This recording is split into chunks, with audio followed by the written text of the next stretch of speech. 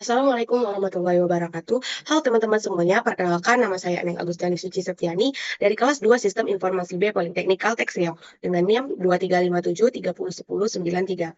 Baiklah, pada video pertemuan kita di mata kuliah framework lanjutan ini, di sini saya akan menjelaskan mengenai apa itu CRUD Stats React. Nah, seperti yang kita ketahui, CRUD itu adalah konsep dasar yang digunakan untuk membuat sebuah aplikasi web yang dapat menambah data, mengedit data, mengupdate data, serta menghapus data tersebut. Nah, sedangkan stats di dalam CRUD React ini adalah sebuah objek khusus di dalam komponen React tadi yang digunakan untuk menyimpan data atau status suatu komponen. Nah, kemudian state di sini itu bersifat dinamis, yang artinya nilai dapat berubah atau diubah. Nah, ketika state berubah, maka React akan secara otomatis merender ulang komponen terkait. Nah, seperti itu ya teman-teman. Nah, selanjutnya yaitu nah, styling pada React di sini itu secara umum ya, secara yang umum yang kita ketahui ada dua cara untuk menggunakan CSS di React JS. Nah, yaitu dengan cara yang pertama itu adalah membuat file CSS terpisah atau inline styling. Kemudian pembuatan file CSS yang terpisah ini memungkinkan kita untuk menulis kode CSS yang terorganisir dan mudah dikelola. Nah, berarti itu mudah kita ketahui untuk bagian paddingnya ini kodenya, untuk bagian yang lainnya apa kodenya gitu. Nah, sedangkan inline styling ini memungkinkan kita untuk menambah style langsung pada elemen HTML kita. Nah, ini sama seperti waktu kita belajar di web programming, itu waktu semester 2 yang menggunakan SAMPP. Nah, seperti yang kita ketahui, ini dia contohnya, yaitu yang pertama adalah kita di sini disuruh untuk membuat file inline style. Nah, dia itu ada dua, inline dan eksternal. Nah, yang pertama itu kita disuruh membuat file inline style, di mana di dalamnya ini adalah saya masuk ke Visual dulu ya, inline style. Nah, di mana di sini menggunakan variabel const yaitu dengan nama inline style. Nah, di dalamnya itu terdapat elemen-elemen atau komponen lagi ya, di mana di sini adalah color. Color di sini adalah menggunakan white. Kemudian background color itu menggunakan purple, paddingnya itu menggunakan 10 pixel, dan border radiusnya menggunakan 5 pixel. Nah, perbedaannya itu yang saya ketahui itu kalau di inline ini kita tidak perlu kayak membuat garis strip gitu, itu tidak perlu lagi, dia langsung saja nanti misalnya kita gunakan itu huruf kecil di awalnya, kemudian kata yang kedua menggunakan huruf besar. Huruf pertamanya menggunakan huruf besar. Nah, itu. Kemudian di sini ada nanti itu hasilnya ini adalah return div style. Style ini contoh inline CSS. Nah, nanti maka outputnya itu berupa keluar ya sebuah kayak sebuah apa ya, kalimat di dalamnya itu sebuah background-nya itu kan warna putih nanti. Nah, background color dari kalimat ini contoh inline CSS itu nanti bakal keluar warna ungu. Kemudian itu padding-nya nanti itu 10 pixel. Nah, yang kedua adalah external style JSX. Nah, berbeda dengan yang eksternal. Di sini kita cuman menambahkan kalimat apa yang mau kita masukkan ya, ini contohnya. Ini adalah contoh external CSS. Kemudian kita balik lagi ke modul. Nah, kalau untuk yang file eksternal tadi ini dia ya. Nah, saya di sini ngambil nih warna ini warnanya. Colornya sama seperti yang inline tadi, menggunakan colornya itu warna putih. Yang membedakannya itu adalah warna dari background colornya. Oke, ini paddingnya sama ya. Kemudian di sini kita disuruh membuat file module style, modul CSS dan JSX.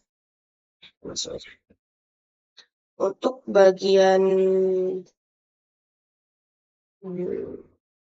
seperti ini. Nah, ini kayak warna brown gitu, saya ambil sama, warnanya juga sama. Kemudian ini contohnya kalimatnya. Ini.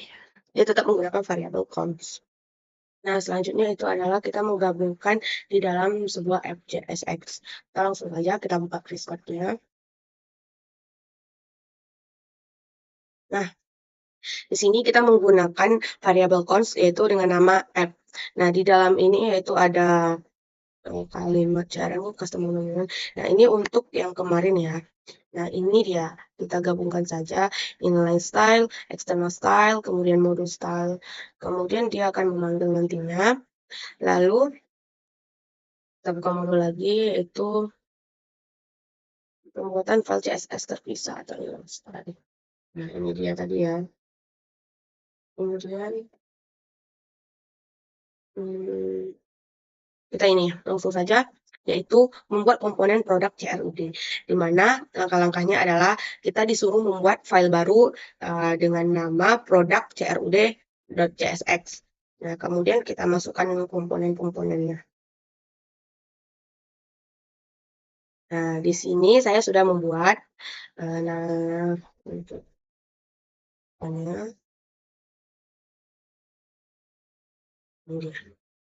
kemudian import hook yang artinya adalah use state digunakan untuk menyimpan dan mengubah data state komponen.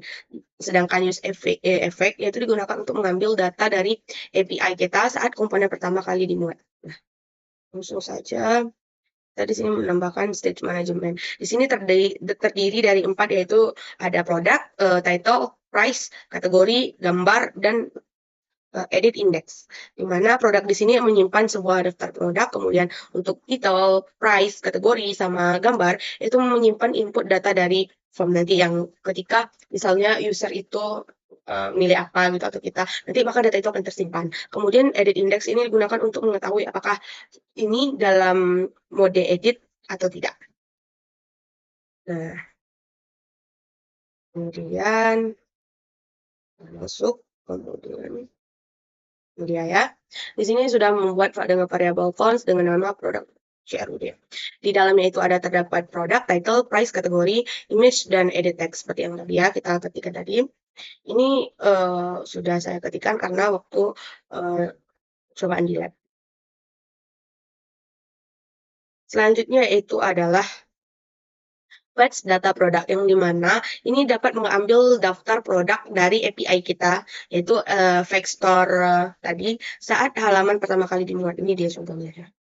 Kita masukkan aja use effect-nya, kemudian kita ambil link yaitu vectorapi.com products. Nah, ini dia JSON, kemudian kita set ya, ini fetch data nih, kita set produknya ya, namanya tadi. Nah, kemudian selanjutnya yaitu adalah kita membuat fungsi add dan edit. Nah, di mana di sini jika edit index bukan 0, maka produk diubah. Sedangkan jika edit index 0, maka produk baru ditambahkan. Ini dia contohnya ya. Kita menggunakan variable const dengan nama handle add. Ini dia. Nah, ya, dimana di sini adalah jika title dan price dan kategori dan image-nya itu sama dengan 0, maka produknya di-update, sedangkan ini tidak, maka ya, jika edit indeksnya bukan 0, maka produk diubah. Jika edit indeks 0, maka produk baru ditambahkan. Oke. Ya, kita masukkan aja ini title, price, kategori, dan image-nya. Kemudian juga ada apa tadi ya? Selain ada add, kemudian ada edit. Nah, ini dia. Ini cuma sedikit ya, tidak ada tidak ada if else-nya. Kemudian ada const delete. Nanti dia akan memfilter. Oke, selanjutnya itu adalah ya udah ya, ini udah. Fungsi return UI from product. Ini kita ketik ya kemarin itu. Ya, saya harus jelaskan. Yang dimana di sini kita membuat stylingnya.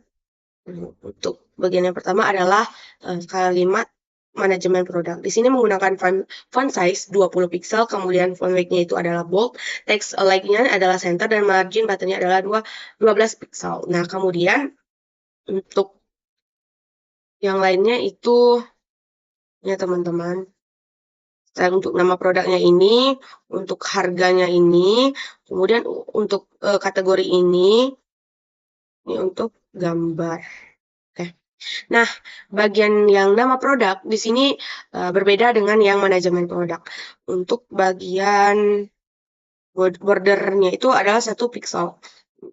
Kemudian tipenya itu untuk ini adalah teks, ya, teks atau string. Kemudian untuk yang harga itu tipenya adalah number, angka ya. Kita set juga dia ini target value-nya. Kemudian untuk kategori juga teks sama seperti nama produk. Kalau untuk gambar itu juga teks, teman-teman. Kemudian masuk lagi ya. Div product web. Ini ya. Nah, kalau ini itu juga sama ya, fungsinya ya. Ini untuk list produknya untuk formnya. Oh, ini bagian untuk list produk-produk kita. Sedangkan ini adalah formnya nanti. Nanti saya bakal kasih tunjuk outputnya.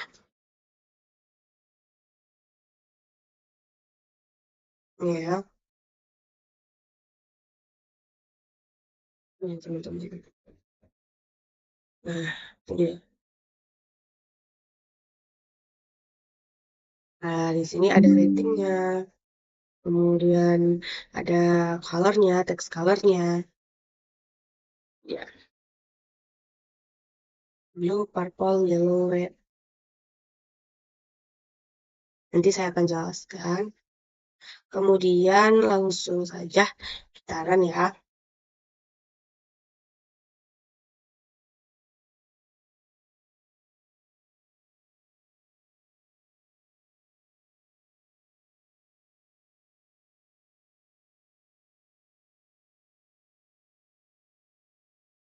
Nah, hasilnya seperti ini ya teman-teman, yang dimana ada manajemen produk menggunakan bold dan text center, kemudian ada nama produk, harga produk, kategori, dan URL website gitu teman-teman. Nah, yang menariknya itu, ini kenapa bisa ada warna ungu, warna merah, warna biru, dan warna kuning. Nah, logikanya kita baca di sini teman-teman. Jadi ya, kita membuat yaitu buatkan logika untuk menampilkan rating dan ubah warna. Jika ratingnya itu kurang dari 3, maka warna backgroundnya itu akan berubah menjadi warna biru, ya, biru, dan teksnya berwarna kuning. Jika uh, ratingnya itu lebih dari 3, maka backgroundnya berwarna ungu dan teksnya berwarna merah. Nah, itulah sebabnya kenapa warnanya bisa berubah seperti ini. Uh, di sini ada juga ratingnya, dan di sini bisa kita atur logikanya. Kita mau ubah ke warna yang lain juga bisa.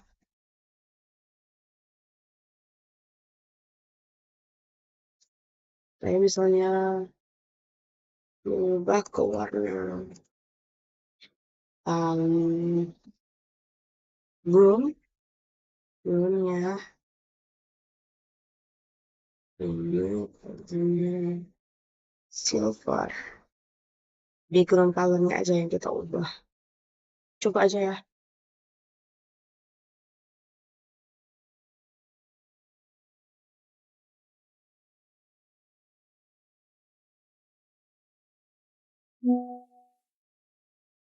Oke, seperti ini dia.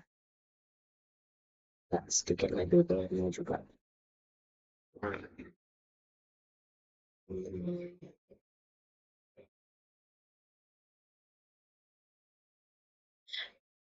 Baiklah, mungkin itu saja penjelasan saya mengenai CRUD Stats React.